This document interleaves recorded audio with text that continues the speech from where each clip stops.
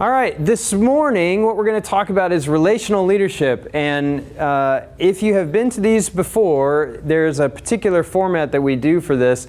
I'm going to introduce a theory of leadership that relates to a particular kind of subject matter, and I'm going to walk you through the theory briefly so that we understand some basic terms, so that we understand the tools in the toolbox that we can play with, and then we're going to start seeing what it can do and what are the practical applications and if it makes sense. Because when I was going through the PhD program, the one thing that we really didn't do was debate. We really didn't interact or dialogue about all of these theories that we were learning. And so we never got a chance to say, this sounds good on paper, but it really doesn't work in real life, or I don't understand how it would work in real life. And so again, the reminder for these cafes is what it always is.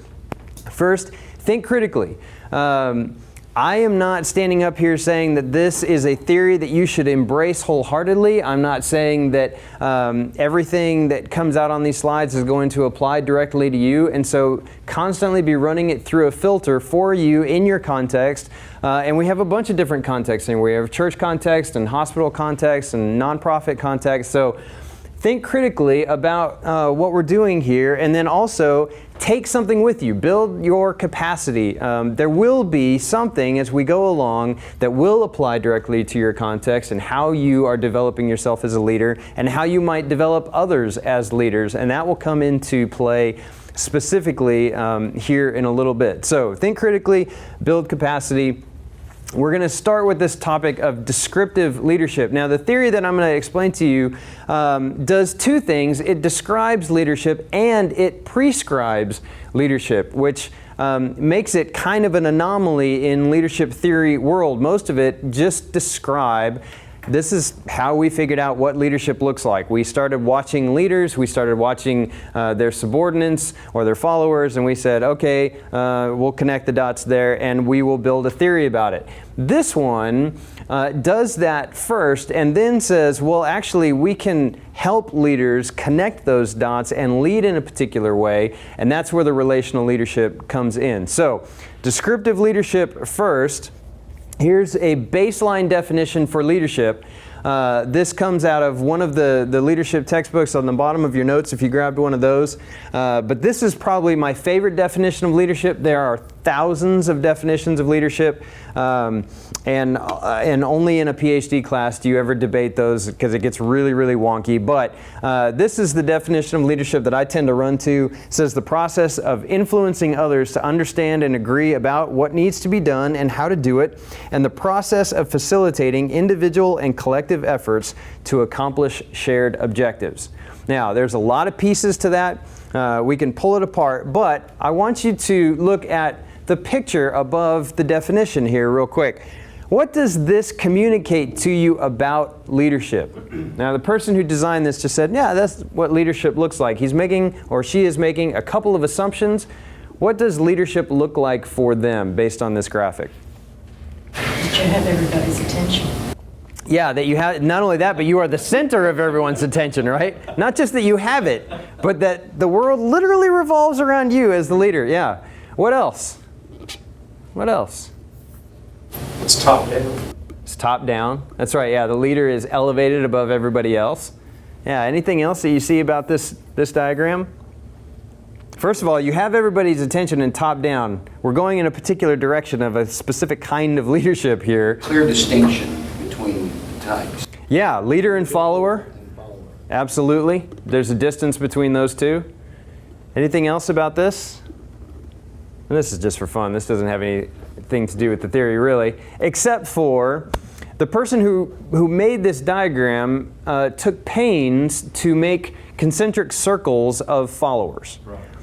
And so a lot of times when you see, and we showed a bunch of graphics last month when we talked about the romance of leadership, we talked about how a lot of times people conceptualize leaders as the person above the crowd, but that the crowd is just kind of like this faceless mask.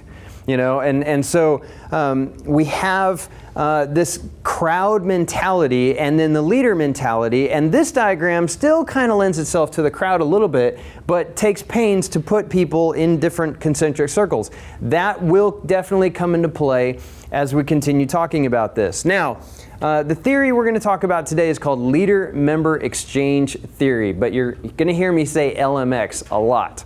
Now, as usual in the leadership cafes, if I ask a question, I'm pretty capable of arguing both sides, and so I want to get some dialogue going. But LMX is designed specifically to look at a leader and a follower. Okay? It's one of the few, it might be the only leadership theory out there that looks specifically at the one-on-one relationship and builds the whole theory around it. Now, there are a lot of theories that look at individual relationships, but even in situational leadership, which we talked about last fall, we talked about how leaders relate to followers on different levels based on where the follower themselves are at. This one looks at how to lead a group but based on individual, what they call dyads. Okay, so every relationship matters as far as this theory is concerned. Now, here's kind of a broad definition. Leaders develop a separate exchange relationship, that's that give and take, with each subordinate as the two parties mutually define or expand, negotiate the subordinate's role. So here's how this works. Here's the nuts and bolts of how this works.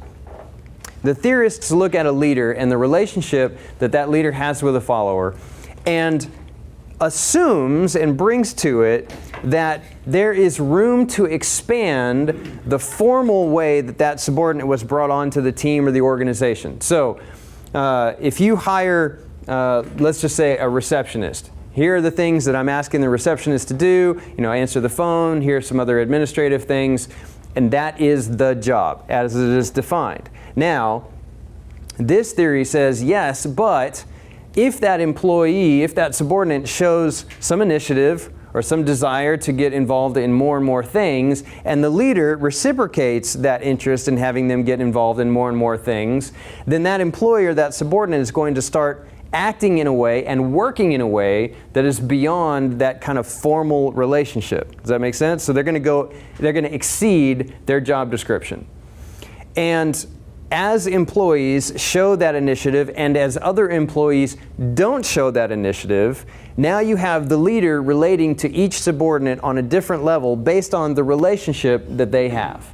Does that make sense? So let's look at how this might work. All right, you have a subordinate on one side, and a subordinate comes to their job, and they're thinking, if I can expand my role, if there is a way to develop this, myself, the role, the duties, the responsibilities, here are all the things that I get if I show some initiative to my leader. I might get better or more interesting assignments. Sure, they hired me to be the receptionist, but I might get to, design part of the website, or I might get to do other things that are more aligned with what I want to do. I might get greater responsibility and authority. I might get more sharing of information. If I develop a better relationship with the leader, I might know things sooner. I might know the deeper story beyond the cover story of what's going on, and that might help me. I might get to participate in decisions. I would be at least in line for the tangible rewards, the pay, the time schedule, whatever it is.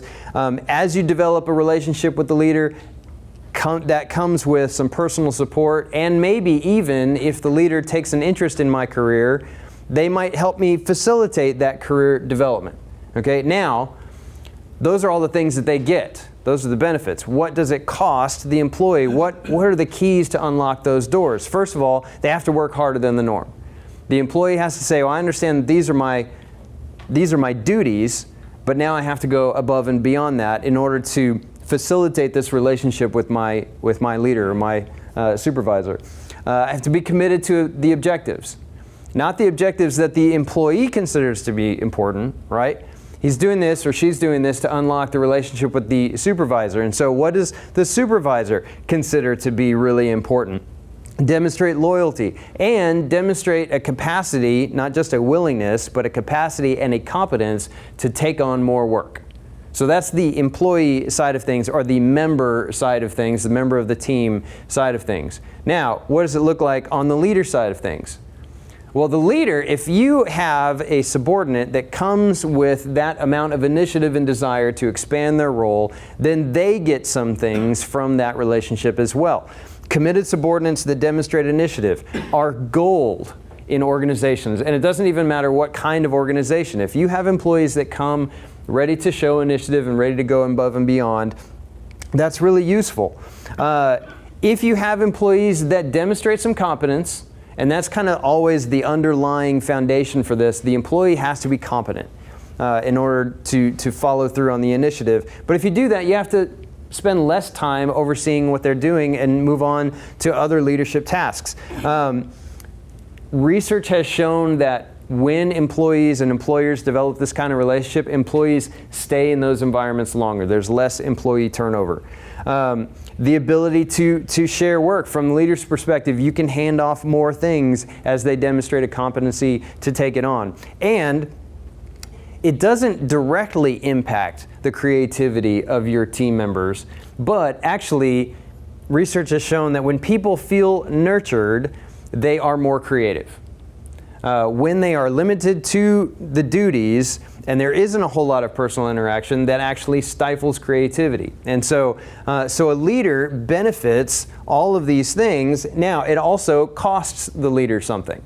And this is usually, up till now, this is fairly common sense, right? And this is actually very present if you know where to look for it in other leadership approaches. The leader cost is usually where people, specifically leaders, don't think this all the way through. Because now the leader must possess influence that the subordinate needs, which means this isn't going to work if you are a leader and you have no capacity to promote, you have no capacity to change the job description or hand out additional duties or share information. If you have nothing to give, this isn't going to work. If you don't want to spend the time and the attention and the energy fostering that special relationship, this whole theory is not going to work. Because the employee is going to pick up on that you're not genuinely interested in them. Because if you're not willing to spend the time, attention, and energy fostering a special relationship, but you still have an employee that's willing to go above and beyond, and you allow them to do that, what are you doing? You're not contributing anything, they're contributing a lot. You're taking advantage, right? That is not a sustainable system, okay? Does happen, but it's not sustainable. And it says more use of persuasion and influence, less use of coercion. Now, what that means is, as you develop a tighter relationship with this particular employee, remember, we're talking about individual dyads here, you're actually weakening your ability as a leader to just say, do this because I said so. Right? Now you're going to have to make a case. Now you're going to persuade and influence, less time actually kind of bossing them around. This usually happens. A leader will look at an employee and look for an employee that demonstrates certain things. The first is competence and skill. We talked about that. They have to be able to do what they are intending to do. The extent to which they can be trusted is also a key to this on the employee side, and also motivation to assume a greater responsibility. So all those things go into what leaders look for in subordinates that might demonstrate this kind of thing. Interestingly, the research has a much smaller list for what employees look for in leaders. And typically they look for leaders who are supportive and fair. Now, just intuitively as you think through this, why is the list of what subordinates look for in leaders shorter than what leaders look for in subordinates? Why would that list be shorter? Is the leaders closer to the organizational goals? Leaders closer to the actual goals, sure, yeah. And they're already in a position of power. Typically, they're already in a position of power. So not only are they closer to the goals, they have the access to those goals, sure. Why else?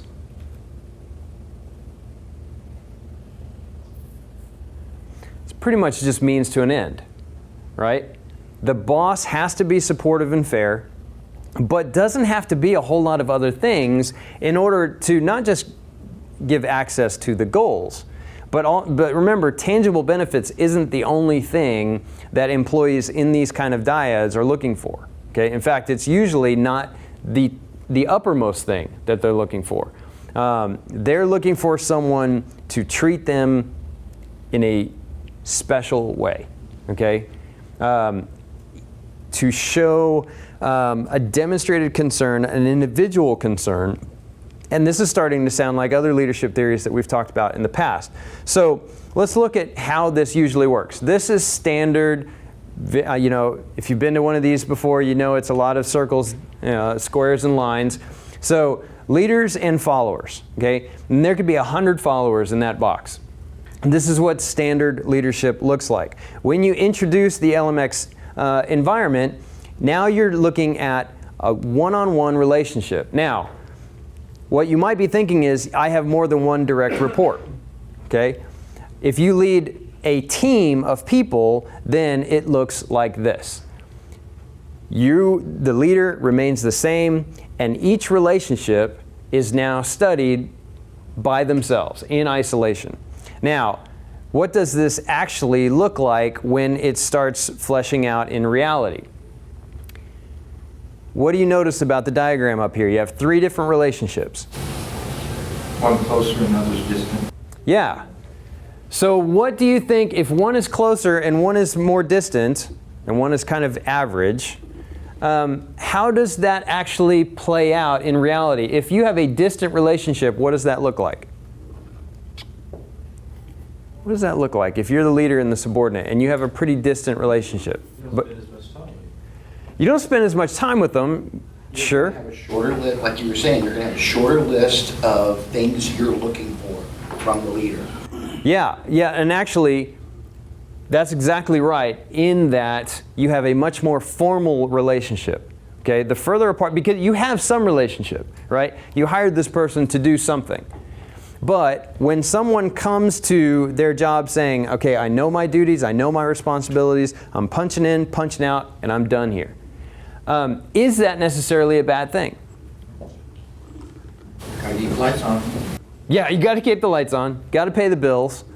From the employee side of things, if you have someone that just wants to do their job, what might be the defenses for that? What might be the thinking for that? As the leader? Yeah, I mean, if you're seeing it from the employee perspective, but you're as a leader trying to understand why somebody would only want to do their job, what's the defense for that? They just want a job. They just need the income. Their priorities are somewhere else. They may have other factors in their life that are more important. Sure. And they've ranked their other things, and their job or that role may not be the most important role in their life. Yeah, and I harp on this for a minute because this tends to be looked down upon in leadership seminars and thinking and writing and that kind of thing. People that are only coming to do their job, to get the paycheck and then go home. I have 2 small kids at home, and I work a good haul from here, or I live a good haul from here. So my son is going to start playing soccer this week. He's 6. So you understand what a big deal this is that my 6-year-old is playing soccer. He has soccer practice at 6:30 on Wednesdays.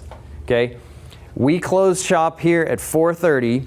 I'm out of here at 4:31 because I want to make it to his soccer practice, right? He has games every Saturday. From now until eternity. No, from just for a couple of months, though it might seem like an eternity. And so I'm not looking to take a bunch of Saturday assignments from work, right? Because I would be missing out on that. Now, that's defensible from my standpoint. But as a leader of me, you might be thinking, I wish Josh would show some weekend initiative. We got some stuff here going on. But now we have kind of a difference of priorities, all right? Maybe it's for a season, maybe it's long lasting, maybe, and I've worked with people who had 2 jobs, and so they would go to one job, punch out right at the minute that it's done, and go right to their next job, right? As a leader, that has to be defensible. right? You have to allow for employees to have priorities. Now, you may want to influence those priorities. You may hope in different seasons that they would look like different things, but I don't want us to go too far down the road of casting dispersions on people who live within the bounds of those formal agreements, okay? Now, there are other employees, right, where the connection between the leader and the member of the organization or the subordinate is really tight.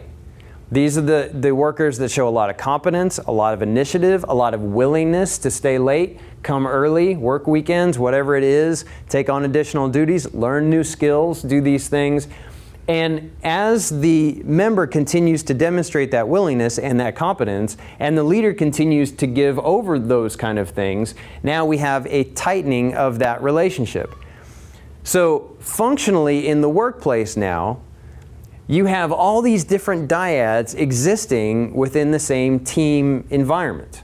So what does that actually look like when you're leading a team or working within a team where there are a bunch of different dyads present? How does that feel? What does it look like? What are the outcomes of that? Talk me through this.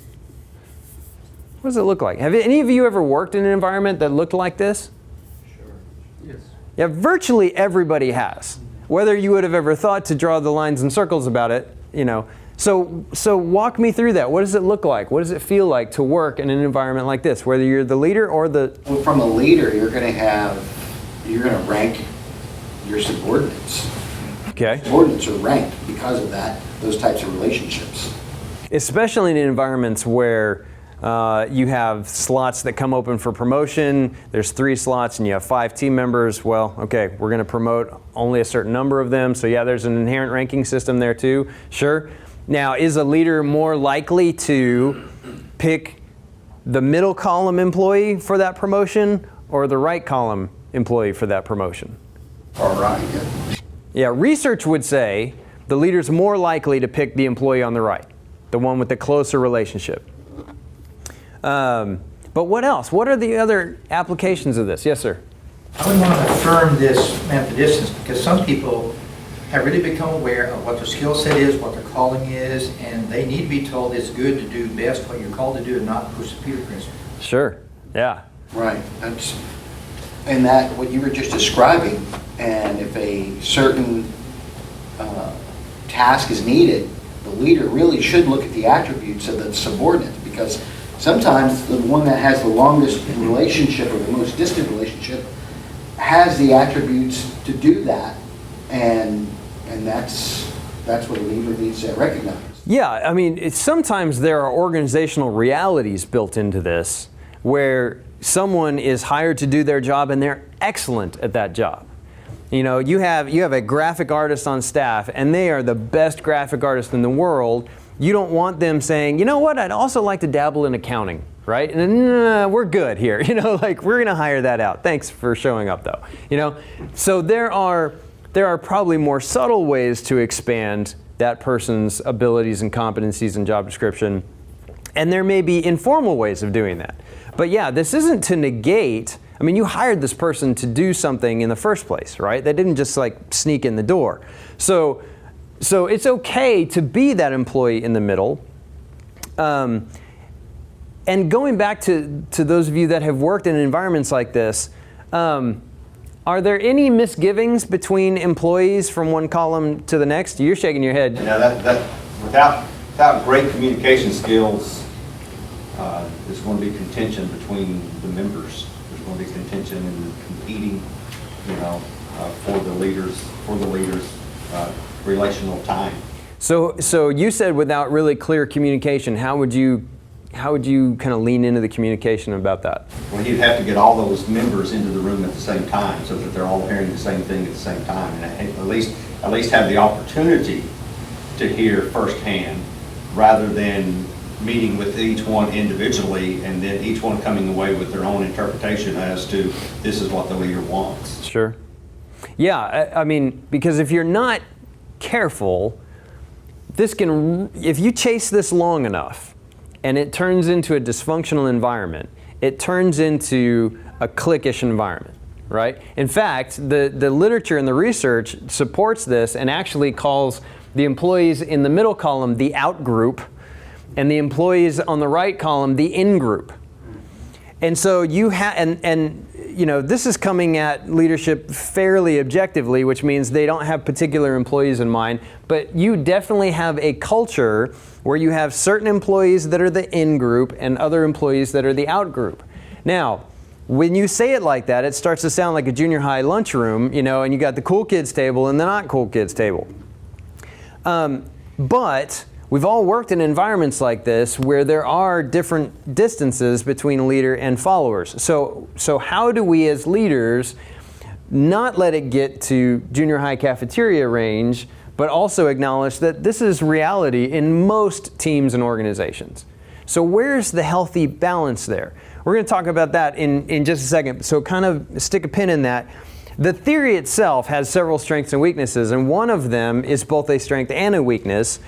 First is, this theory came along in the 70s, late 70s, when leadership theorists were just, I mean, that's kind of the golden age of leadership theory. That's when transformational leadership really got going. This is when LMX came in. This is when personality studies really came to the forefront of how to lead teams.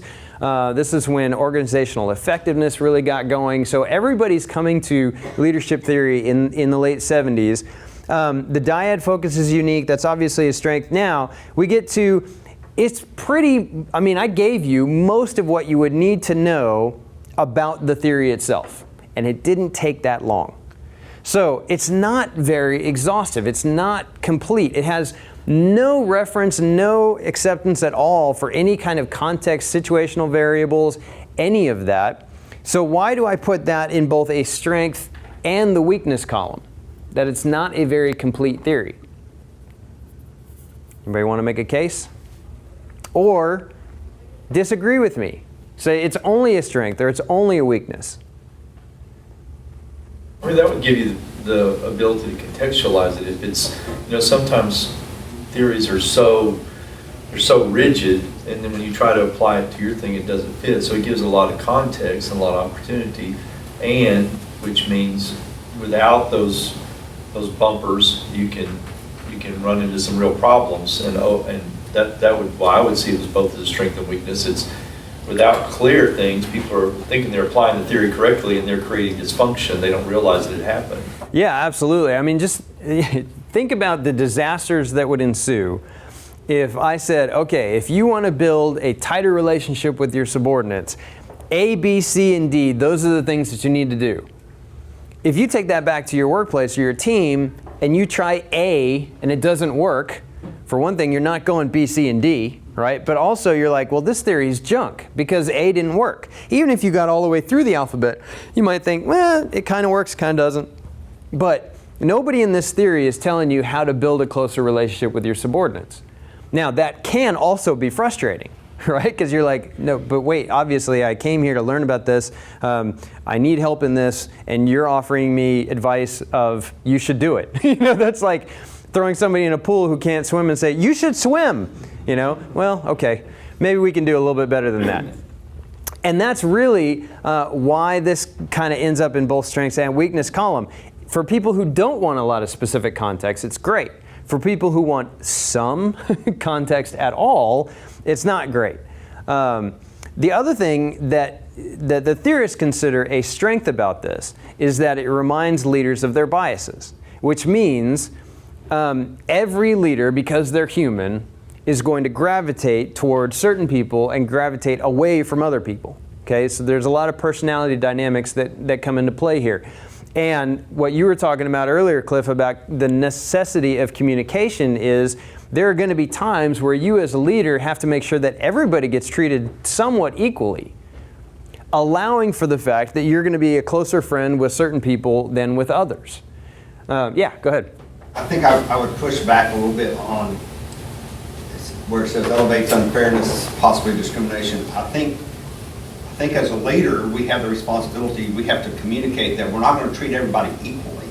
Sure. But we will treat everybody fair. Right, right. And so that I would push back a little bit on it to elevate it. Actually, I think the theory gives more room for fairness because you're looking at the skill set of the members, the skill set of the followers, and your relationship somewhat is defined by your need for that skill set, but that doesn't negate the leader's responsibility to be fair across the board. Right. Fairness and equal is two different things. It absolutely is. And unless you're a leader who's paying particular attention to that dynamic, then this theory really sets you up to run amok into discrimination. Right. Because you're like, well, I mean, they're just the in group. We don't even call them the in group. We just call them the A team, you know, and the rest of you are in the B team. You know, try not to read into that, you lower class citizens. You know, so I mean, if you're not careful, you pull that thread long enough, it can really go bad. And also, on paper, it looks like justification for unfairness, right?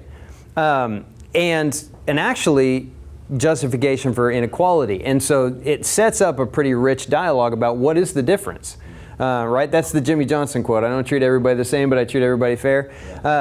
So, you know, there is a lot of potential for things to go wrong in here. And there's also a lot of potential for it to acknowledge the reality. And this is why we started with the term descriptive leadership, because this happens. You know, this is reality in probably more teams than not. Now, the theorists took this and said, okay, well, that's a fairly accurate description of leadership, even if we are leaving some room for it to really go awry. So what do we do with this? How do we help leaders who are looking to develop relationships with all their followers in a particular fashion?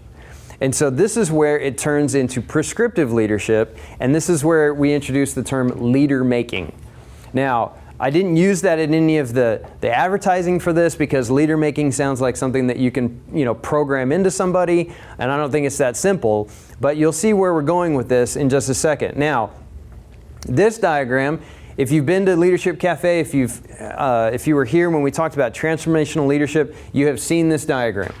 The bottom left-hand corner, transactional leadership, this is very standard exchange leadership. This is, I hire you to do something. If you do that thing, I will pay you.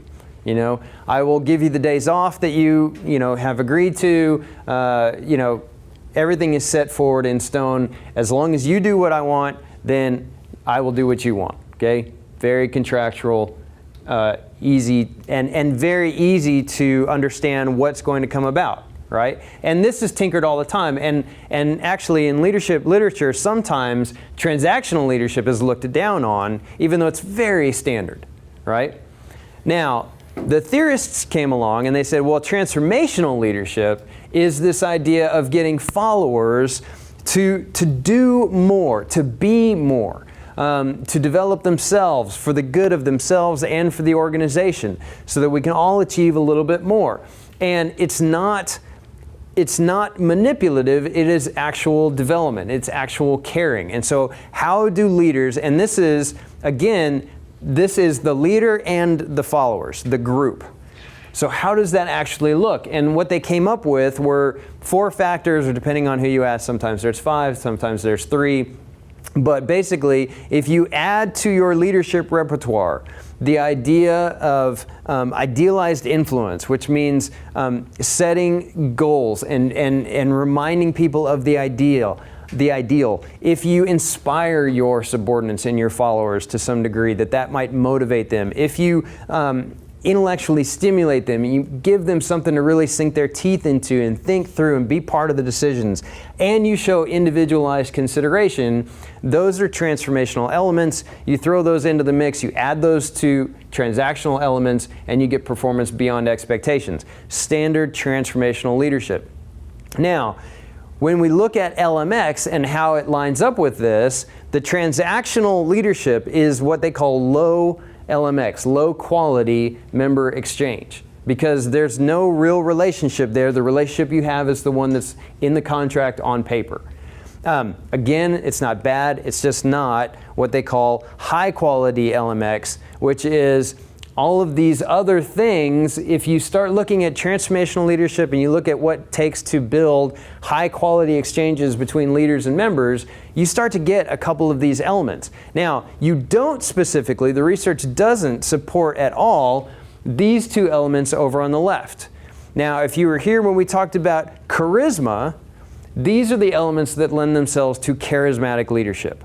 Okay, now charismatic leadership, you have to have some elements of charisma in order to be a transformational leader.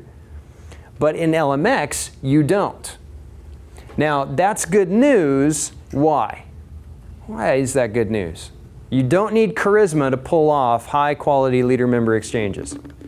Not everybody has charisma. Yeah, not everybody is born with charisma. Now, you can have certain people that are off the charts charismatic, and some people that have just enough charisma to get by. And then you have others that have no charisma whatsoever, okay? To be a transformational leader, there are a lot of us that are kind of left out in the cold. We just don't have enough charisma to pull it off. For LMX, because it concentrates so specifically on the dyad, so specifically on the one-on-one relationship, you don't need that charismatic, jump out of a trench, follow me kind of mentality in order to pull off high-quality exchanges. And when we talk about leader making, what the theorists are saying here is we want to make sure that every employee, to some degree, every member on the team feels like part of the in-group. And that is hugely important. Now, functionally, is everybody going to have that same narrow distance between leader and member? No. It's just not possible. But what is possible, if you are a leader and you're bringing this to the table, you're saying, okay, I understand I'm going to only have this kind of relationship with this employee and maybe a tighter bond with another employee, but each employee is going to feel like they have a special relationship with me. That is really what defines the in-group, right? Not the actual duties, competency, and all of that other stuff. It is how that employee feels nurtured and cared for and supported. So the theorists say, okay, well, what does it look like to narrow the distance between leader and follower? What's it look like to actually pull this off? And what they came up with was a 3-stage process that happens over time. The first stage in that process is called the stranger phase. Okay, now, this is a very scripted phase. This is new employee, new to the job. What is their only frame of reference for how to do the work? It's the reason they were hired, right? And so they're coming with their job description. They understand the script and they understand the plays that they need to run. The boss is looking for them to run those plays as they are designed, looking for those expected outcomes. And in this phase, the communication is very one-sided. From what direction is the communication coming? From the boss or from the subordinate? From the boss. Yeah, from the boss. The boss is the one talking most of the time in this phase. Now, does that lend itself to high-quality exchange or low-quality exchange? Low. Yeah, this is fairly low-quality exchange. Okay, it's not bad. It's just, it is what it is. And if you ask either the leader or the subordinate, what are you most interested in right now? Are they interested in the company, themselves, the objectives? What are they interested in? Performance. Yeah, but their own performance, right? The leader hired this person to do something. He or she wants that thing done. The subordinate was hired to do something. They want to do that thing because they want to get paid or they want to keep their job or whatever. And so everybody is very self-interested in this stage. And I don't say that in a pejorative way, just say that in a realistic way. Everybody's kind of looking out for themselves. Now, are there some relationships in this stage that never go beyond that agreement? Absolutely, right? Those are those long distance relationships, those low LMX, and there may be 1,000 reasons why they never go beyond that. Some are innocent, maybe some are not so innocent. But there are a lot of relationships that never go past this. Well, now we have the second phase, which is called the acquaintance phase. Now, after some time has gone by, some employees are coming to their job saying, I wonder if there's room for expansion. I wonder if there's room for me to do more. The leader is looking at the subordinate saying, you know what? I've gained some trust for that person and probably with that person. I'm seeing some loyalty being demonstrated. I'm seeing some respect being demonstrated. I'm seeing some commitment being demonstrated. And so this acquaintance phase is described as a testing phase. And so now employees are trying to see how much room is there to roam here? What else would they possibly let me do? Would they let me chase some things that are closer to my passions? Would they let me have additional responsibilities or additional communication? Whatever it is that employee is looking for. And you do that by tightening the relationship there.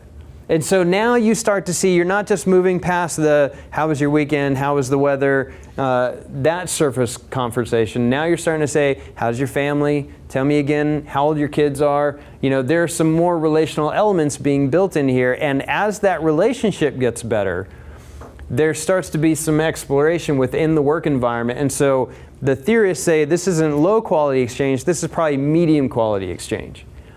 And in this, where are the interests? Is this a completely self-interested time? Is this a completely company-interested time? Are they going for the greater ideals and the goals? Where are the interests here? Where do you think? Sounds like they're mixed to me. They have both self and organization. Yeah.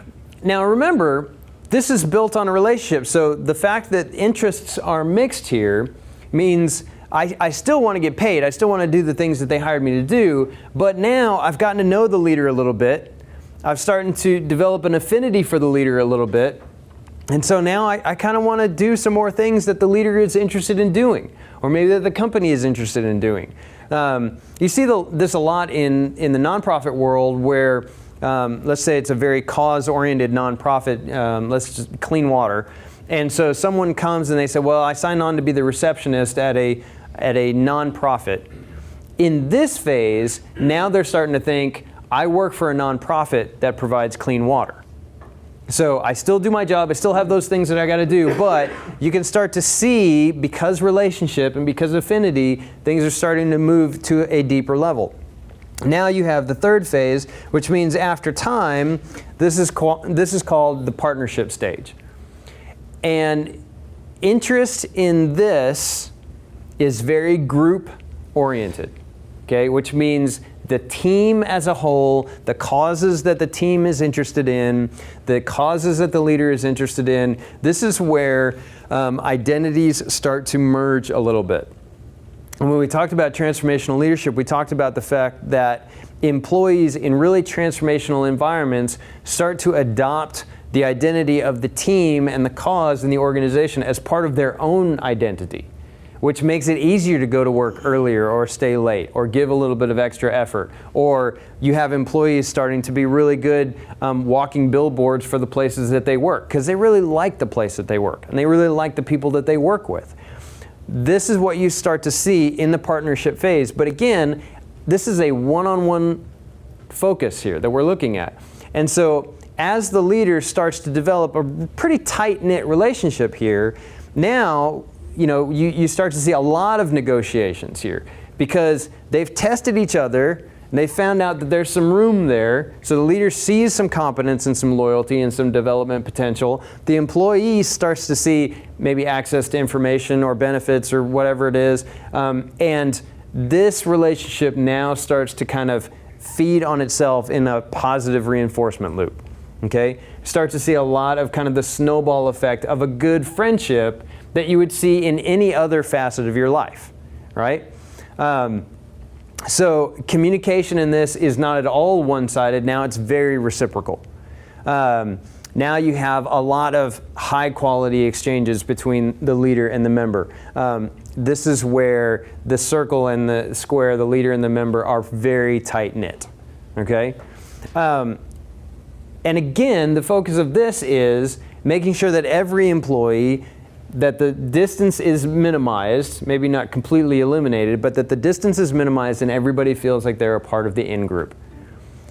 That's what it looks like when we talk about leader making. Now, here are a couple of questions. Is it possible to make every person feel like a member of the in-group? I mean, I just told you it was. So I didn't do a very good job because everybody immediately said, no, that's not possible. Why is it not possible? Not everybody wants to be in the in-group. Yeah. Okay, In our go ahead. kind of environment, it just seems as if there's so many people that always question the direction of the group. Okay, yeah. Every team probably has a naysayer. Okay, yeah. Now, as a leader, if you have any ability to control whether or not there's a naysayer, you're probably going to move them out if you have that ability. Let's say, for argument's sake, you don't have just the static naysayer that's always there. You have constructed this team.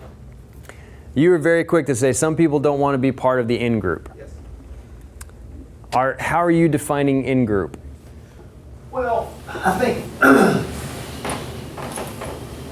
I think there are people who just intrapersonally resist being part of what they call the herd. They want to be different. They don't want to be in this in-group. They get personal energy in being part of the opposition. They don't want to be in there. Would that be a maverick? Okay. Maybe.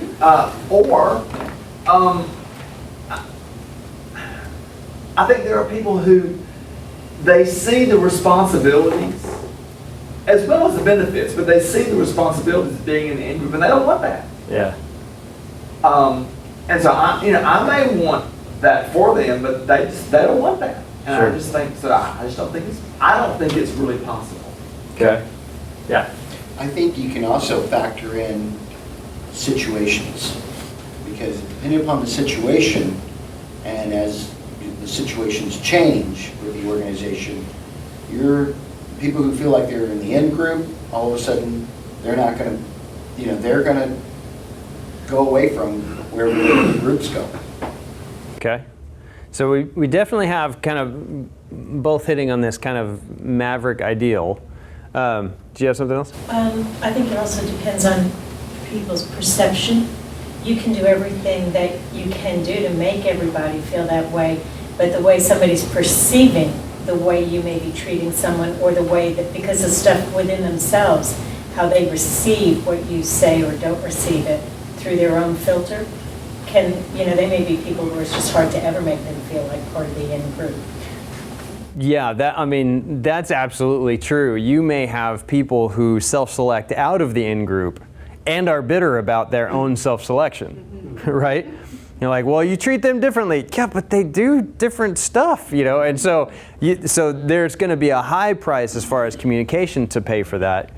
You see a lot of people lean away from this kind of thinking because of that very dynamic, because it puts the leader in a kind of weird spot, right? Well, now I have to justify different levels of relationship that I have with different people. Now, functionally, like I understand kind of the HR angle there, but functionally, has the leader who leans away from this kind of formalization of this way of thinking actually changed anything? Is that leader going to still have different relationships with all these different employees? Absolutely. And so leaders who come to this and go, well, I can't treat people differently because that would make other people feel wrong, so I'm not going to do that. Has that ever been true in the history of mankind? No. So there are always differences there. Now it becomes, you see really good leaders who are minimizing the damage that could potentially cause, while also still getting some benefit out of the different relationships that are going to exist anyway. Because if the leader treats everybody the same, across the board, and this is not a fairness issue, this is an equality issue. Everybody is treated the same. What does that look like? What does that look like? Vanilla, yeah, sure. What else does it look like? Nobody gets what they really need. Yeah, if you reduce your leadership to the lowest common denominator, right? So we're not going to make this person over here mad. So in order to avoid this person feeling like they're in the out group, though they self-selected themselves into that corner anyway, I'm going to treat the rest of you as also part of the out group. Who wins in that dynamic? Nobody. Well, maybe the person who's self-selected in the corner. Okay, maybe, but they'll probably grumble about something else.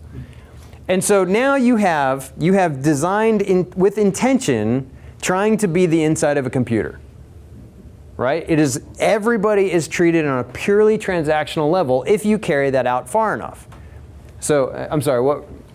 Sometimes the people who don't want to be part of this in-group are people who are strong visionary people, but their vision isn't just quite where they see the group going. And if you try to load it this way, then everybody is going to be pursuing his own vision because there's no one coming out on top. Yeah, we're going to talk about vision in a second because vision in this theory's paradigm gets to be squirrely. I want you to define the in-group. Yeah, and see, that's the thing. When the theorists are talking about the in-group, all they're talking about is employees that have a closer than average relationship with the leader.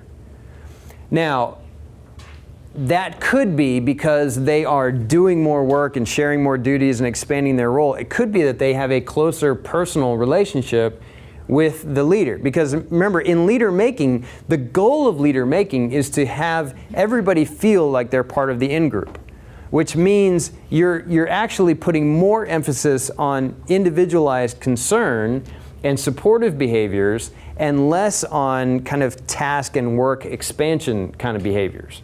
And that's really the difference between the descriptive side of things and the prescriptive side of things as far as this theory is concerned.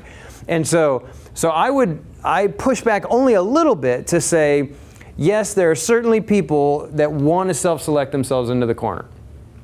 The vast majority of people, though, are not these people in the corner. The vast majority of people are people who want to feel supported and cared for, but not everybody wants to do more work to achieve that level of support. So now we have the vast majority of people who are looking for support and care from their leader on a one-to-one basis. Again, this is an individualized consideration. So what this does is provide some freedom for leaders to, the receptionist who's working 2 jobs, punch in, punch out, got to go on to the next thing. There is still a lot of individualized concern that can be shown to that person and make them feel supported, as there is for this person over here that's like, boss, give me more to do. I want to stay late. I want to work extra. I want to do, blah, blah, blah, blah, blah. The relationship will look different. But from the employee side of things, if the receptionist is feeling cared for, okay, and everything is above board here, right? And that's really the difference between this and just blatant manipulation. Because if you're saying to the receptionist, hey, we really value you here. I know you got other things to do. You come ready to go, play a good game, and then you go home. That's great. We really value, we need that kind of input. You do that right, this person is not going to feel bitter that this person over here is getting more work, having to work for it, right? This isn't a handout environment, but they understand, hey, I feel supported, I'm getting what I need, from this arrangement, and they're getting what they need, and it looks totally different. That's in a way that, aside from the people in the corner, everybody can feel part of the in-group without necessarily, working 60 hours as opposed to 40, or whatever the difference is. Does that kind of make sense? Yeah, go ahead. So my answer is yes and no. I mean, because does the group know that they're part of the group? Because in-group, to me, the way you're describing it is, for instance, in my church, I can have a special, unique relationship with this person and this person, but these 2 people may hate each other. Right. So if I to tell them you're all in a part of the group, then they would want to out. Well, yeah, sure. Do the people know that they're in the group, or does the in-group just have to do with my relationship with all of the... It has to do with your relationship as a leader, one-on-one with the subordinate. Everything in this theory is focused on the dyad, which makes it one of the dissertation I wanted to write that I didn't get a chance to write was, I see a lot of leaders lead this way and probably have no knowledge of the theory that they're usually using. And so what I wanted to do was survey a bunch of leaders as far as their tasks and approaches and acts, and then ask them if they knew anything about A, B, and C, and D, and find out that they probably have no idea that they're executing leader-member exchange to a T, but they are. It's a really complicated dissertation, and I wanted to graduate, so I didn't do that. But this is done all the time, right? And you can tell some people that do this really well and are natural at this, and you can see people that try this and are really bad at it.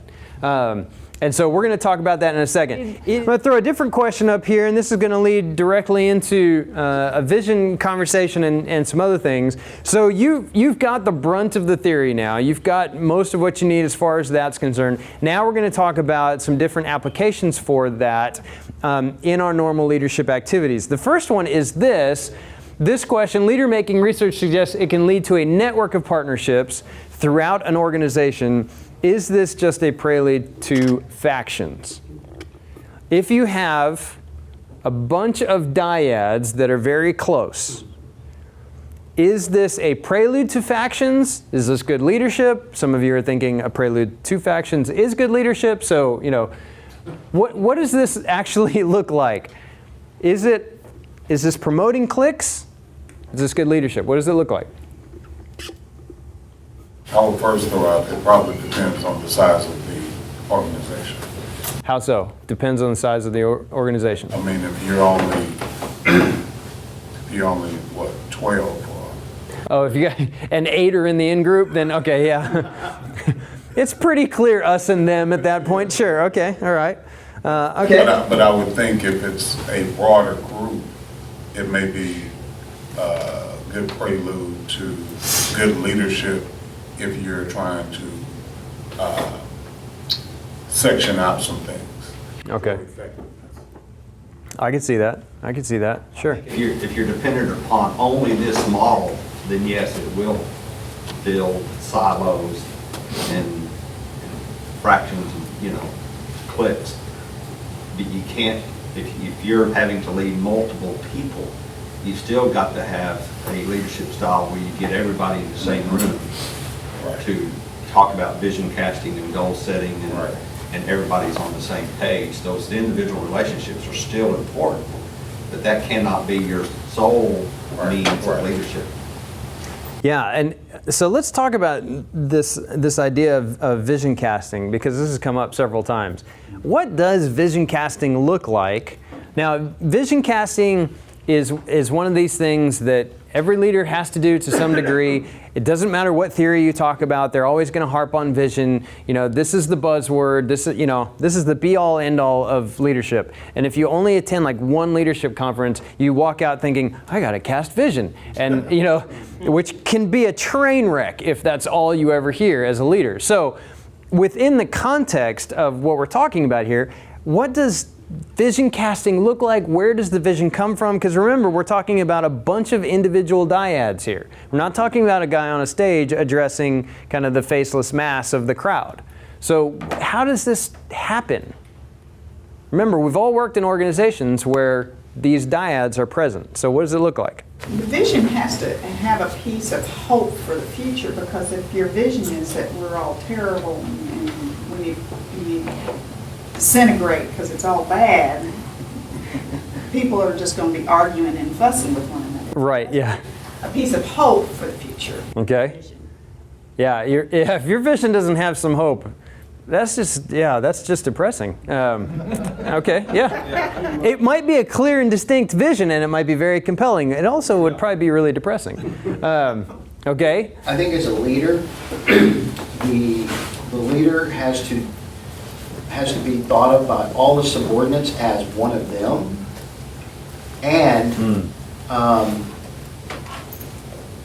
then each of those individuals have to be convinced that the vision is something that's greater than them, and that's what they want. It has to become a personal goal of each subordinate, and that leader is responsible for making that connection. He's the intermediary for the vision and the subordinate to move the organization. Yeah, now, okay, so let's break that down. Now, in charismatic and transformational leadership, vision comes as almost a byproduct of charisma, okay? It's the ability to yell, follow me, and everybody does, right? In this, if you extract charisma out of it, and now you are the leader leading a bunch of these individual dyads, and you are responsible for casting vision, because that's still a key leadership component, nuts and bolts day to day, what does that look like? I think it's a consistent reinforcement of the shared foundation that every dyad would have, of what they all desire to accomplish. While there's a specialized application for each group, you have to always bring it back to the general connecting foundation for all of the. Yeah, well, and you hit it, and actually you said each specialized group, and remember, we're talking about specialized relationships, right? So even smaller than group. So, and it's interesting how easily, and I find myself doing this all the time, when talking about leadership, starting to talk about leader and group, right? Because this theory rebels against that whole leader-group dynamic. It is leader and follower, individuals. And so when you are casting vision, we're going to go back to what Cliff said earlier about everybody's got to be in the room and hear the same pitch. But that's leader-group. When it comes to leader-member, now it comes to the leader going to each individual on the team and casting the same vision. But now you're doing it within the bounds of that specialized relationship. And so this person over here that you have a very tight relationship with, do you have to do a lot of vision casting with them? No. Probably not. Because you've already got a close relationship, you've already got tons of relational capital there. They probably already know your heartbeat and the heartbeat of the organization. And so you say, that's the hill we got to take. And they go, cool, I'm right behind you. Now, a person that you have a lot of distance with, now you have to go make the case. Now, in a purely transactional environment, what does vision casting look like? This is your job. That's exactly right. Yeah, in a purely transactional environment, vision casting looks like, I'm telling you to do this and I'm offering you a paycheck. So do it or don't, but let's figure that out right now. That is the barest possible bones of a transactional relationship. But beyond that, right, especially if you are in a leader-making kind of philosophy and you are hoping that everybody feels supported and thereby part of the in-group, now you are vision casting on a one-on-one basis. Is that easier, harder, the same as far as leadership activity? What does that look like? Is it harder to cast vision one-on-one? Is it easier? Depends on the relationship. Depends on the relationship, sure, yeah. Because by nature, if you have the person who already has got it, you're not doing much vision casting, so that by nature is easier. What else do you think? Let's just say that everybody's kind of an average to longer distance. What does it look like to cast vision on an individual level? Well, it's just a cost. It's a cost of your time, your energy, and your resources. You're having to invest. And so what I'm hearing is a both and. You vision cast to the quote group, but the LMX theory is saying you're having to do that with each individual relationship, which is actually true of your key leaders and your key people, on your team. And it just takes time, it takes energy, there's a cost involved for the leader. That's Sure. why some organizations do just the pure transactional, those things, because it's not worth the cost, the time, energy, and effort to build team or to build relationships. So, And even if it was worth the cost, they are unwilling to pay the cost. Yeah, and so absolutely, and you see some leaders, and some leaders do this intuitively, and some do it strategically, that you have your key leaders, right? You have the key points of leverage, you have your key stakeholders, whatever language you want to use, and you spend more time with them, right? Because you will get more distance out of it than with others. And that's okay, because that lines up with the theory that we're talking about. And also, when I said, is it easier or harder, this introduces the difference that a personality of a leader makes. So I'm an introvert. This is the most extroverted these 2 hours that I'm going to be all week long. And it's not that I don't enjoy it, I just find it exhausting. So on an introvert level, casting vision on a one-on-one basis, I understand the need for it, and I'm absolutely willing to do it, but it's going to take a lot more energy for me to do it than for an extrovert who's just looking for someone to talk to and looking for someone to cast vision with. I'm like, this is what they do, man. This is why they get up. Some of you are laughing because you are that person or you know that person. I think all of you are weird. So no, but that's really the difference. Now, notice though that I'm packaging in that leaders don't have to have a particular personality. And this is where me and a lot of leadership scholars would probably come to a sharp disagreement. There are leadership scholars out there that say you got to have a certain Myers-Briggs profile or a certain whatever, you got to have a certain personality to lead, and actually LMX leans against that. LMX would say, nope, we're going to pull charisma out of it, which is where a lot of the necessity to be an extrovert comes from, and say, okay, on a one-on-one basis, one person across the table to another, can you cast vision? Can you build relationships? Can you identify with people? Can you support people? And so for people that find that exhausting and would rather grab a mic, grab a stage, and have a faceless crowd, it's going to be exhausting for them, right? So just the differences in personality there. Yes, sir. In the book, How to Live in an Extroverted World, it says that the introverts are often the creative ones. They're the visionaries. They actually have a sense of, wow, what about this? But it's marketed by the extroverts. So in some ways, it's easier on the vision end for an introvert because he has a sense of something great, but we expect them to market it. But sometimes the marketers, they have a hard time getting clear about what it is they're supposed to market. So there's a balance on either end. Yeah, I'm a big proponent that every personality type has big advantages and also big disadvantages. But that's just, you would expect an introvert to say that because we're 25% of the world. So, yes, sir. Just if you have time, can you talk about just briefly, how did Steve Jobs do this? How did Steve Jobs do one-on-one relationships? Badly. A lot of the people, that's what I'm saying, but look at the way he's casted vision. He's gone. Sure. And people still talk about the vision he's casted, and I want to follow the vision he casted. He's been dead years now. Yeah. So obviously there was something there, or maybe you're still afraid of him. Right. Steve Jobs gets kicked around more in leader, and I do it, because I wrote my dissertation on narcissism, and I don't want to kick around living narcissists, so I kick around Steve Jobs a lot. But so there's two answers to that before I really get down sarcastic tangents. One is you all know the Apple people, right? They have an iPhone, an iPad, a Mac, an iTunes again. They look down on all things not Apple. They are themselves an in-group, right? And so what they did was they kind of took on that identity that was provided to them by feeling supported, they feel like they have a special relationship with the corporation in Cupertino, right? That's the essence of an in-group.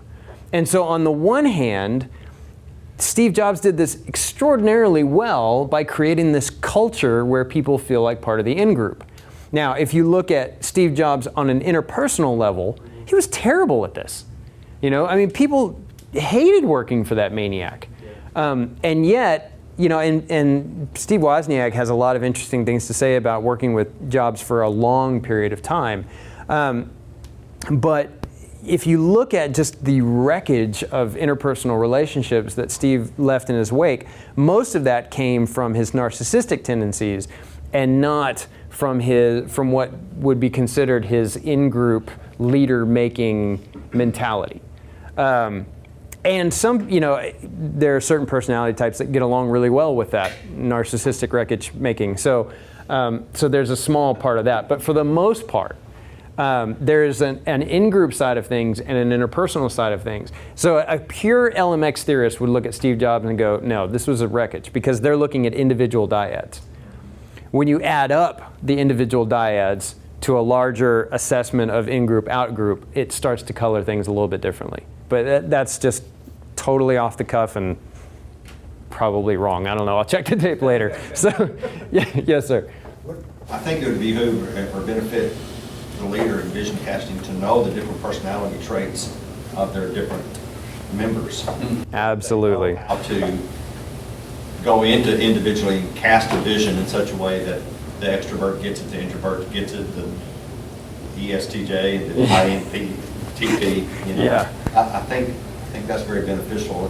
For this leadership model, I see it almost as critical. Yeah, absolutely, absolutely. And just to prove that that wasn't a planted question, this was already planned on. Yeah, you absolutely have to know the component of your team. Because people are going to hear vision differently, they're going to approach relationships differently. This is absolutely crucial to good leadership, is to know your team, know the people that you are expecting to follow you. So 2 free plugs here. One is Thomas Billings, who has an office in this building, is a specialist with the Berkman Personality Assessment.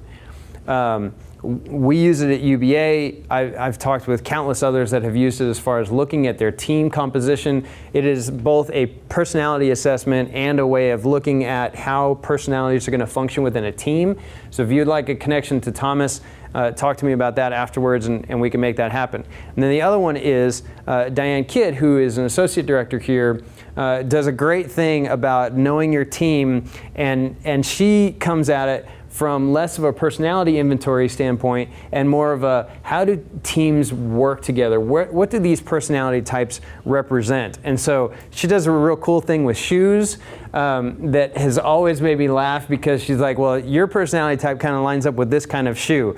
And when you look at it on paper, you're like, we're all going to be shoes. But if you look at all of those you're either an animal or a color or a shoe or a hat or whatever. But when you start to look at, we were talking about my personality type, and I'm very much a cross trainer. I like to be the Swiss Army knife guy in the room. Jack of all trades, master of none. Hello, you're looking at him. But I like to be that kind of cross trainer shoe. And there are other guys that want to specialize in certain particular things. So whether it's Thomas coming at it from the Berkman, or whether it's Diane coming at it from a team composition standpoint, seek those resources out. Come talk to me, talk to Diane, she's in the hallway, and we can help you kind of understand the dynamics of your team. But you can't really lead a team until you understand the dynamics that are present there. You can't really effectively cast vision until you know how people are not going to just only process information, but hear information to begin with, to start processing it. So, and a lot of that is personality dependent. A lot of that is how compatible other personalities are with each other. And so, anyway, that's absolutely crucial. Anything else on this whole vision casting thing? Question. Sir? How important is leader making to the vision? How important is leader making to the vision? You mean how important is it that everybody feel a part of the in-group? So I would say it's crucial, but there's room to argue this. I would say that if you want a team of any kind, whether it's an organization or a nonprofit or even a team within a larger team, if you want them to embrace the achievement of a vision, which is an ideal, a preferred future, then you have to have everybody all in, at least all in to their capacity. And that says to me, those people need to feel supported, part of the effort, a crucial part of the effort, because they're more likely to give themselves to that effort. There are others that would come at this from a New England Patriots, Bill Belichick kind of model, where he would say, do your job. You do your job. You do your job. And when we add up the sum total of all of us doing our jobs, we'll get what we want. It's not, yeah, that's right. It's not a visionary approach to leadership. It's a very, very nuts and bolts, distilled version of leadership. Now, who am I to argue with the New England Patriots? I'll tell you who I am. I'm a Broncos fan, and I'll argue with the Patriots all day, every day. But that's a whole other thing. But I mean, but if Belichick was in this room and he felt like speaking, I think he would have a different take on, all this vision, hoo-ha. You don't need that. Just, everybody do your job. you'll get to the end goal. Now, what that necessitates, that approach though, is that the vision and the achievements, that there's pretty much only a straight line to that vision. Because if everybody's doing their job, if one person's job is wrong or not helpful to achieving the vision, the whole thing's going to fall apart. And so you have to, everything's much more strategic, intentional, and careful in that, as opposed to a more vision casting role, which is more adaptive. You know, if the future doesn't take place exactly like you think it is, a more visionary approach to leadership is probably less fraught with danger than a straight line A to B, that's where we're going to go, everybody do your job kind of approach. But there's an argument for it, for sure. Anybody want to push back against anything I just said? There's an argument for both sides, for sure. Ownership, the role of ownership in that vision casting. The role of ownership. How does one give ownership over to your vision? How does a leader impart ownership of that vision? Well, I think for one thing, a supported team member is going to understand the role that they play in a vision. And I would even probably go a little bit further and say, unless they understand the role that they play and the fact that that role isn't being executed well, if they're not doing it, then the team suffers as a result. You know, this is why, you know, so I'm a firstborn, my wife is a firstborn. So my firstborn son never had a chance. Like, I mean, you know, he's the son of two firstborns. So to say that he's high achievement oriented doesn't quite do it justice.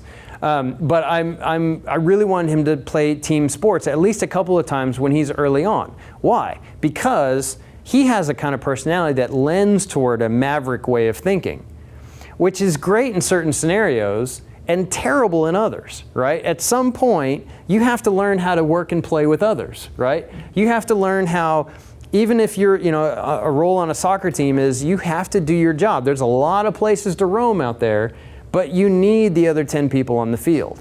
And so I want him to play team sports just for a little while at least, to get the idea that you have a job to play within this larger picture, and the team suffers if you don't do that. Even if you're the most skilled person on a field or in an organization or on a court or whatever, very few environments can a person take over and execute a vision single-handedly. So that's where I would start with helping them to own the vision. And when they own the vision, it gets easier for everybody to execute because the desire is there. It's not just a transactional, we got to do this to get our paycheck kind of thing. Anybody else on vision? Because this is a huge part of leadership. If you know where to look in other leadership textbooks and approaches and that kind of thing, what do you hate this book? I did not like that book. I struggled. That was a hard book to make my way through. I can understand that. At one time I had this whole list memorized because I was afraid it was going to be on my comprehensive exams. So the 5-point and 2 subpoints under each point drove me a little batty. And so, you know, Kuza Symposium Leadership Challenge, we've talked about this book a little bit before. The slide is intimidating enough. The book is just like that. The book is just like this. Like that. I'm glad that the authors would feel well represented in the slide up there. This book is, I think I've heard people say they hate it, and I've heard people say if you're stuck on a desert island, you got one leadership book, this is the one that you want. So I haven't met very many people who are like, well, it's okay. But when you start to look into kind of the mechanics of, you know, they have a largely transformational leadership model that they designed their own assessment around and their book around, and that was 25 years ago. But if you know where to look for LMX kind of elements, you'll see it just about everywhere. And so in these points, it says under Inspired a Shared Vision, enlist others in a common vision by appealing to shared aspirations. Now, you can play that on the unhealthy extreme of manipulation, right? Well, we want the same things. And then you try and sell that, you know. Or you can develop a good relationship with this person and actually have shared values. And then when you do that, enlisting people into that vision becomes an extension of that friendship. For a year in my career, I was a volunteer, which means I raised my own support. A lot of church planners do this. A lot of other people, missionaries, raise their own support. Who did I go to for my support? I went to my friends. Now, whether they welcomed my asking them for money or not, I started with my friends. Why? Because it was easier for me to explain the vision of why I was doing it to my friends than it was to people that I didn't know. And that's basically the concept here. Under enable others to act, it says foster collaboration by promoting cooperative goals and building trust. I mean, we've talked about the necessity of trust in that relationship. Trust is one of those things that's explored in the second stage of that three-stage relationship of leader making. Can I trust you if I'm the subordinate, can I trust the leader to actually give me more to do, to help me with my career, to provide other opportunities, maybe to put me on a fast track to promotion? Can I trust you to do those things? And the leader on the other side is saying, can I trust you to do the work? Can I trust you to continue this sense of initiative? Or is this you woke up one morning feeling really good, you won't wake up that way tomorrow morning?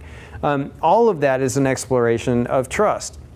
And then strengthen others by sharing power and discretion. This is another thing under enabling. I read an interesting study this week that said LMX is particularly important to employees that don't feel empowered. Now, why does that make sense, or does it make sense? LMX, a high-quality leader-member exchange relationship, is more important to employees that don't feel empowered than it is to employees that feel empowered. Why would that be true? They need it more. How so? Well, I mean, I'm sorry, go ahead. You spoke too.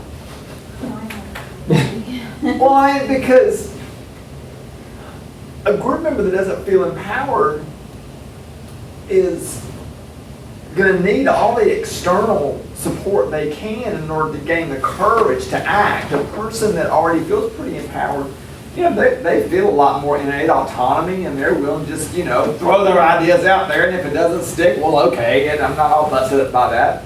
And I just think a person that feels that the less empowerment is going to need that extra bolstering of feeling like, okay, now I got a really good connection with you, and I just think it strengthens them in the way they need it. Yeah, and in addition, at first, this didn't make sense to me because I was like, but I was confusing support with empowerment. And you just described it beautifully. Employees that don't have a lot of empowerment, which means they're on a very transactional level, they need the feelings of support from their leadership more than someone who feels like they have some room to roam, some room to risk. They have a net waiting for them if the risk doesn't pay off. And so all of that is kind of built into this idea of sharing power and discretion as far as enabling. So you kind of see that come to bear. We've talked about knowing your team, but let's talk about this idea of mentoring for a second. I have an interesting quote up here that I read in the book Reverse Mentoring, which is on your notes sheet. It's the least wonky thing on your note sheet, by the way. So if you're looking for something not quite so academically oriented and easier to read, which I don't blame you for in the slightest, this book, Reverse Mentoring, was written from the perspective of older leaders should actually welcome and seek out opportunities for people younger than them to mentor up. Okay, that's the basic premise. Now, he goes in a lot of different directions, but this quote actually comes from, the author was talking with some younger leaders and talking about this idea of mentoring and passing the baton and blah, blah, blah. And one of these young leaders shot back at him and said, why would we want the baton you're passing to us? And of course the author writes and he's like, well, this was a crushing moment because I assumed that they wanted the baton. I prepared it specifically for them. So what does mentoring look like in this kind of LMX paradigm? What does it look like? So, we mentioned Steve Jobs earlier, and it seems, so I have, my brother works for a tech company, I have a friend that works for Facebook, and they've done a really good job at kind of, we've been asking the question, how can we make distance members feel included? They put that ball in their court by constructing a system whereby they can kind of, they come in when they want, they can leave when they want. So you talked about the enabling action is like, there's a long leash there. So I say all that to say, like, there's a lot more of asking, what is the baton that you want, that type of a thing, from members and from employees or maybe. Yeah, and so what they've done is, from the leadership side of things, they've said, you demonstrate to me how interested you are Right. in negotiating your role, and then we'll go from there. And there's freedom for you to kind of tailor make your involvement. And then even if you've made a long distance member to leader relationship, you made it and you chose that. Sure. And so you still feel empowered in that. Yeah, absolutely. Yeah. Maybe it's because I come from a church that's a certain years old. The only mentoring I ever got in working in church was how they did church in the 60s. And it's been frustrating because my age group, we don't do class structure like the generation before me.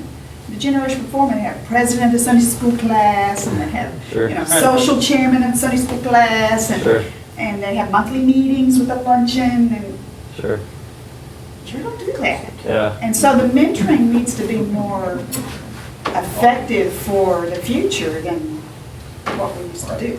Yeah, so within the LMX context, mentoring looks very different than normal mentoring relationships, because a normal mentoring relationship is very much a baton passing. It is, I as the mentor have some experience or expertise or something that I am looking to pass down to you, person who does not have those things.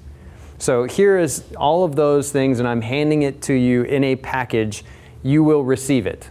That's what mentoring looks like, right? And if you read a lot of resources on mentoring, it is basically writing how to do that handoff in the most graceful way possible. Even in reverse mentoring in this book, it is, okay, me as a leader receiving that package from somebody else in the most graceful way possible. In LMX, what does mentoring look like? Because it's not just a handoff thing. What does it look like in LMX? We used the word partnership earlier, and so it's going to be a negotiation of what I believe and what I want. What do you need, and how can I give it to you? How can I support you? So, like, I'm in a mentoring relationship with someone, and it's more of a coaching thing. I'm asking them questions. I'm trying to find out where they're coming from, where are they trying to get stronger, where are they trying to develop, and I'm tailoring it.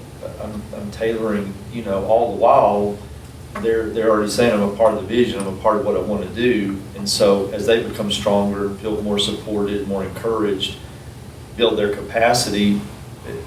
So it's not a formal, you become like me, it's I want you to be the best person you can be, and in this context, we'll be better. Or that's what I would do. Yeah, I'm sorry, go ahead. A couple weeks ago, I heard a guy named Will Heath was an actual speak, and he said, as opposed to mentoring, he was talking about leadership transition, and I'm kind of thinking that in my own mind.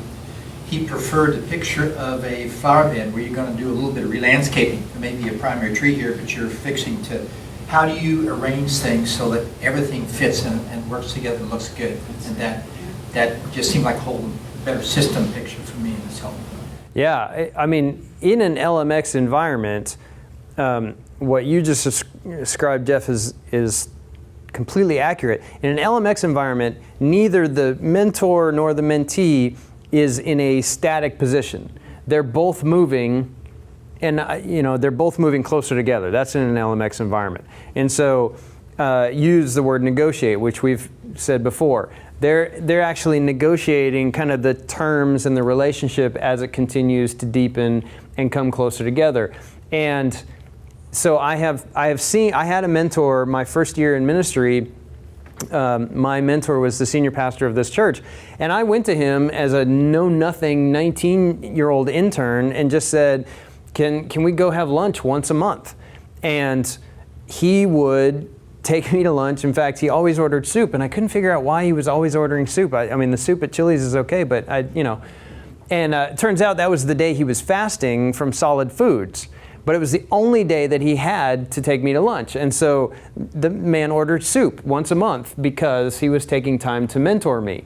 And the relationship started out very much in the sequence that we talked about, except it was me firing questions. He was not moving. I was moving. I was like, well, what do you do about this? What do you do about this?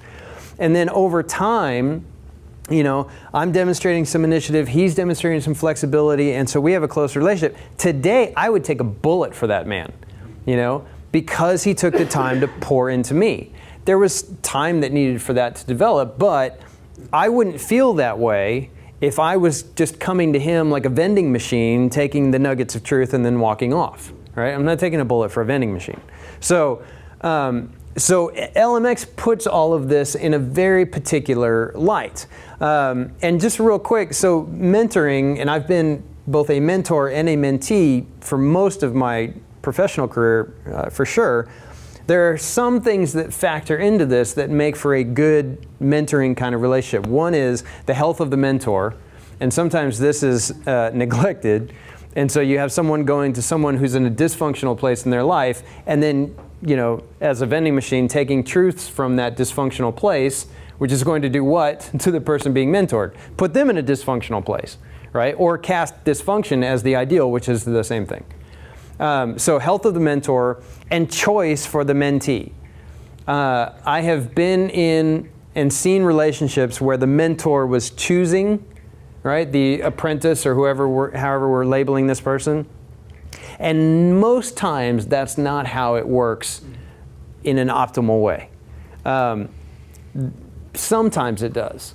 But for the most part, if the person who is wanting a mentor is given the freedom to initiate that relationship, it starts off in a better place. And we talked about negotiated purpose. This book, Reverse Mentoring, even says not just to negotiate the purpose, but also the time frame for that. Because mentoring relationships, if you're not careful, can be kind of this open-ended, lasting till eternity thing, which if the relationship gets really tight, that may be the way it works. I've had a mentor relationship where I'm the mentor for 10 plus years now. We never negotiated anything, but we're just really good friends. So that's the way it works. So he calls, I answer. And mentoring works best when it develops over time. As in the case with me and the pastor, I didn't come to him saying, hey, I would really like us to get to a place where I would take a bullet for you. That's a really awkward introduction. He's a nice guy. I don't think anybody's that nice. And so he would have had me sent away. But that relationship developed over time, and it developed in a place of health over time.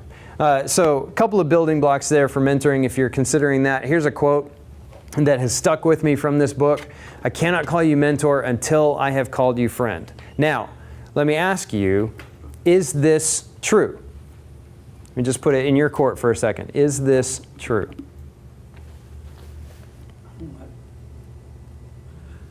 I think it's truth to that, because to be mentored, you have to trust the person, and so that creates a friendship that's more than casual. Okay. Okay. What else? I think it starts there. I don't think it starts at a friendship, personally. Okay. I think someone who'll come back like you did later and say, that guy was my mentor, it moved through time, it moved through the negotiation, it moved through the development, where you would say, that person was my mentor and my friend. But I was thinking about, I had a mentor in college that it was very formal. The pastor opened up a class and did some things, and I found it very helpful, very fruitful, and it never got to friendship. Mm-hmm. And so, because he was doing it with 3 or 4 people at once, but I felt mentored, and I had sought that out, and then here's this opportunity.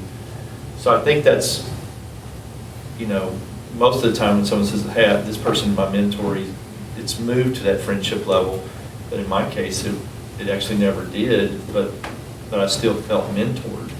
Yeah, I definitely agree that it rarely starts there. And the other thing is you rarely approach current friends as mentors.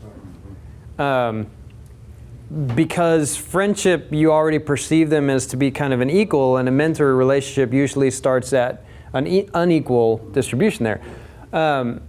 So I definitely agree with your starting point, and I would corroborate that out of my own experience. When I went to the pastor, I actually said, "Will you mentor me?"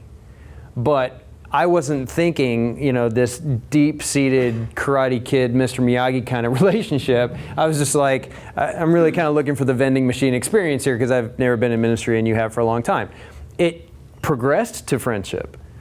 I have another mentor of mine who has a PhD, and I always called him Dr. So-and-so. And he always came back to me and said, "Call me by my first name," and I could not do it.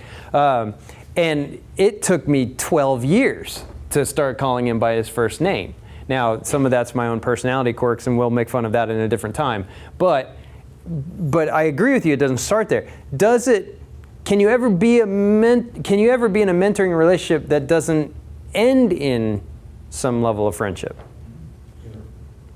How does that work? I've had historic mentors no longer living, but I drew a lot from them, really embraced what they had to give. Did you know them personally? No. Okay. What else? Anybody? You said no.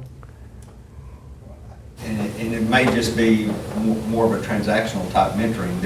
You're wanting to impart upon them a certain skill set from your experience, and then they move on. They've gained what they needed to know from you at that time. So mentor may not be the right word. It may just be more of an educator, coach type of word. Yeah. But yeah. That's where, that's where I keep coming back to I resonate with this quote only because I associate the word mentor and that relationship with a certain depth and richness that goes beyond a historical connection that I would have gleaned a lot from, or a coach. I mean, I've had lots of coaches in my life. I don't consider any of them mentors. Now, but I learned a ton. Like, that's not denigrating them. That's just saying I didn't perceive it in that relationship. I have coached countless kids, and I don't think any of them consider me, well, maybe one, consider me a mentor. And so there can be coaches, instructors, teachers, there can be all of that.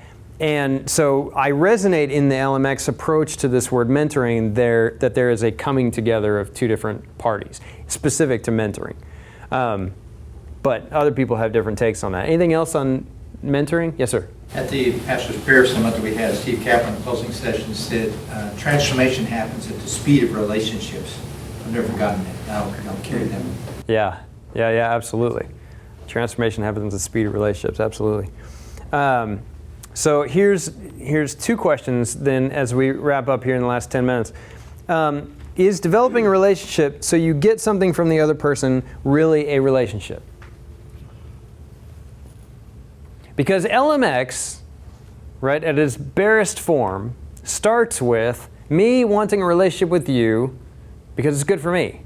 Like, I get something out of it. Maybe it's additional job duties, maybe it's better pay, maybe you facilitate my career, whatever. But I'm looking for stuff to come out of that. And you as a leader, in dispensing that stuff, are looking for other stuff in return. So is this there is a relationship because there's an exchange, but is this a high quality exchange if you are coming to it to get something out of it? I read a quote some time ago, this is not an exact quote, but if you're giving something in order to get something, you're conducting business. You're not engaging in a relationship. So if you're giving with the expectation that you're giving in order to get, then you're conducting business. You're not engaging in a servant type relationship. If you're giving in order to get something, you are conducting business. Okay, all right. Yes, sir. And the balance of that would be that by the washing of the water and the word he might present to himself a bride without spot, wrinkle, or blemish, or any such thing. So Jesus has actually given something to me, but what he's doing is making me something that's really going to honor him. So I'm just going to say I'm married, so yeah. I do, and hope to have sanctified motives, but I know I don't always. Yeah. Yeah, and keep in mind, I can play the advocate for both of these, both sides of the coin here. So, yeah. Anybody else? If you're giving in order to get, you're conducting business. Can business be a high quality relationship? I think it can. I think it can, absolutely. And I mean, I think if you get really critical, like all relationships have some form of, like you said, for the joy set before him, Christ endured the cross. There's no truly altruistic with no benefit, whether desired or unintentional. So yeah, we're all getting something out of our relationships with one another. And that's part of the give and take. And it doesn't have to be manipulative or a henchman. I'm trying to use you. It's just that I am gaining something from that relationship. Yeah, I asked this question partly to clean up any mess that we might have gone down the road of manipulation. Because just because you gain something in a relationship, just like you just said, doesn't mean that you are using or manipulating that person to attain that thing. So yeah, absolutely. And there is a difference between what you alluded to, altruism, and exchange. And I would kind of argue that I don't think that you ever initiate a relationship without an expectation of something in return. And I don't think that assigns you to an evil category of human being, right?